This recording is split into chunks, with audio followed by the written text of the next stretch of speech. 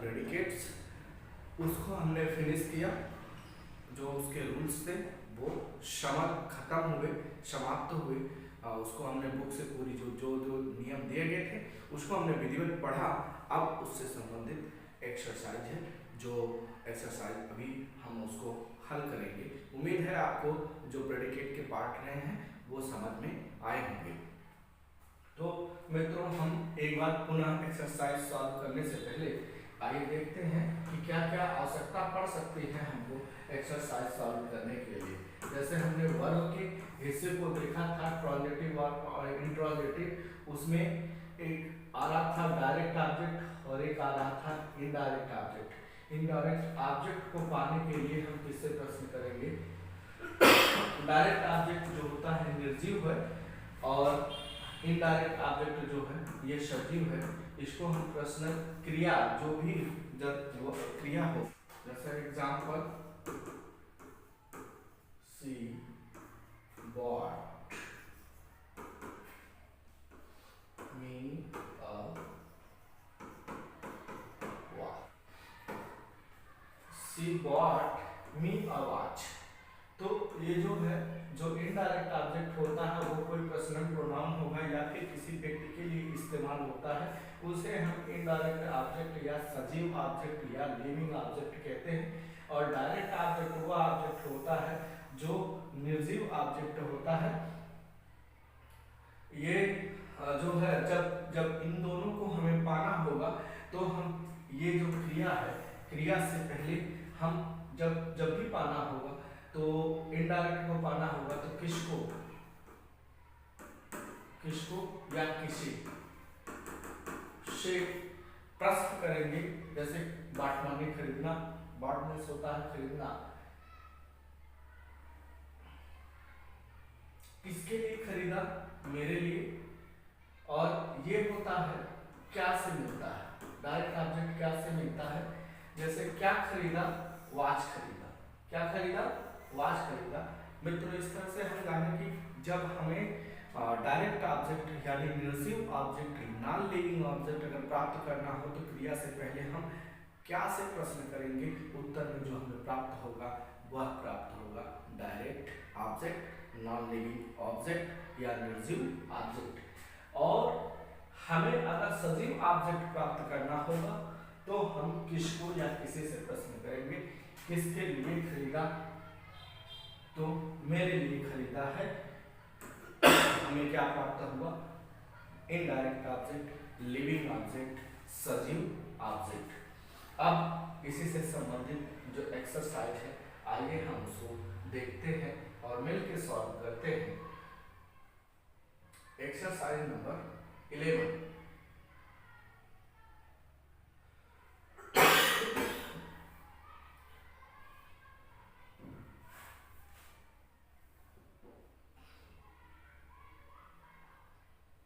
Exercise number 11 जो है ये प्रेडिकेट का हिस्सा शुरू हो रहा है। मित्रों, एक यहाँ पे एग्जांपल है जो ऑलरेडी सॉल्व करके दिया गया है और इसी तरह से हमें जो नीचे के एग्जांपल है उसको सॉल्व करने हैं। तो आइए पहले देखते हैं जो ऑलरेडी सॉल्व किए गए हैं। He sent me a telegram। Send का सेकेंड फॉर्म है, सेंड का सेकेंड फॉर्म है। तो उसने भेजा, सेंड मतलब होता है भेजना, भेजा या भेजना। सेंड मी आ टेलीग्राम, तो आ टेलीग्राम मुझे अभी जैसे हमने देखा था, हमें क्या से क्या मिलेगा? डायरेक्ट। और किसको या किसे से प्रश्न करेंगे? तो क्रिया से, क्रिया के पहले इनको लगाएंगे हम। जब भी क्या और किसको को लगाना होगा तो कहाँ लगाएंगे? क्रिया से पहले। और प्रश्न करने पे जो प्राप्त होगा यहाँ, तो वो डायरेक्ट या इनडायरेक्ट ऑब्जेक्ट होगा। जैसे देखिए, भेजा, क्या भेजा? टेलीग्राम। किसको भेजा? मुझे।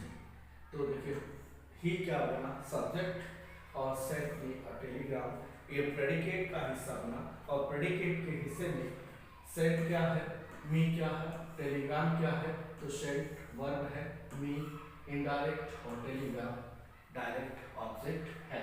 ये यहाँ पे लिखा गया है। अब ये तो रहा सॉल्व। अब हमें यहाँ जो नीचे दिए गए हैं उसे हमें करने हैं सॉल्व। तो आइए देखते हैं। लिखा है स्टडी द एग्जाम्पल, स्टडी अध्ययन करिए, पढ़िए एग्जाम्पल्स को एंड पिक आउट और निकालिए the subject and predicate parts. इसमें से जो एग्जाम्पल है उनमें हमें सब्जेक्ट और प्रेडिकेट पार्ट को अलग अलग करने हैं इन द फॉलोइंग सेंटेंस, जो नीचे दिए गए सेंटेंस हैं। आल्सो राइट, आल्सो मतलब भी होता है, राइट मतलब लिखना होता है, और the parts of the predicate, parts मतलब हिस्से और प्रेडिकेट मतलब विधेयक, वर्ब वाले हिस्से को हमें लिखना है। तो आइए पहला क्वेश्चन देखते हैं। India won the match. India won the match, own मतलब मित्रों होता है, ये सेकंड फॉर्म है विन का, और इसका मतलब होता है जीतना, और मैच मतलब मैच आप जान ही रहे हैं। तो India won the match, India ने मैच जीता। अगर हम ये क्रिया है तो मैच को पाने के लिए, मैच अगर हम जानना चाहते हैं कि किस तरह का ऑब्जेक्ट है, तो मित्रों हम इन दोनों से प्रश्न करते हैं, देखते हैं किससे मिलता है। अगर हम किसको या किसी से प्रश्न करते हैं किसको जीता, तो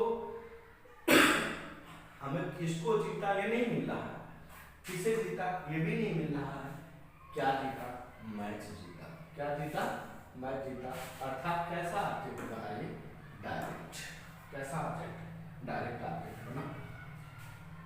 नेक्स्ट क्वेश्चन नंबर सेकंड है, my father bought a new car. Bought मतलब होता है बाय का second, B U Y, buy मतलब खरीदना, खरीदना, ये इसका सेकंड फॉर्म है। My father bought a new car, मेरे पिताजी ने खरीदा अ न्यू कार। तो यहाँ फिर से हम प्रश्न करेंगे, खरीदना से क्या क्या खरीदा? अ न्यू कार। वैसे भी जो कार है वो निर्जीव में आएगी, सजीव में नहीं आएगा। ठीक उसी तरह से मैच भी निर्जीव है, सजीव नहीं है। आप निर्जीव सजीव अगर जान रहे हैं तो भी पहचान में आएंगे, और इससे अगर खोजते हैं तो ज्यादा बेहतर होगा। A good boy should obey his elder. Obey मतलब आज्ञा का पालन करना। His elder, elder मतलब बड़े, his मतलब अपने, तो good मतलब अच्छे। A good boy एक अच्छा लड़का, should obey वो चाहिए पालन करना, his elder अपने से बड़े का पालन करना चाहिए। किसका पालन करना चाहिए? क्या पालन करना चाहिए ये नहीं आ रहा है, किसका पालन करना चाहिए? His elder brother, किसका पालन करना चाहिए? किस तो हमें क्या मिला? Indirect object. या नेक्स्ट है, माय ग्रैंडमदर कुक्स फूड। मेरी दादी अम्मा जो है, ग्रैंड मदर जो है, कुक्स फूड, कुक मतलब होता है पकाना,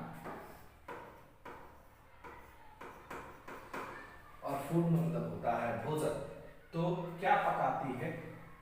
हमें क्या मिला? ऑब्जेक्ट मिला, और वो ऑब्जेक्ट कैसा है? डायरेक्ट। नेक्स्ट है, they gave me 5 pencil. Pencil, pencil मतलब पेंसिल होती है, और गेव मतलब देना होता है। गिव का सेकेंड फॉर्म है GIV, इसका सेकेंड फॉर्म मतलब देना होता है। तो दे गेव मी 5 पेंसिल, उन्होंने वे मुझे क्या दिए? 5 पेंसिल दिए। तो देखिए क्या दिया? 5 पेंसिल। 5 पेंसिल जो है कैसा ऑब्जेक्ट? डायरेक्ट। किसको दिया? मुझे दिया। कैसा है? Indirect object. तो ये दोनों के दोनों क्या बने? ऑब्जेक्ट है।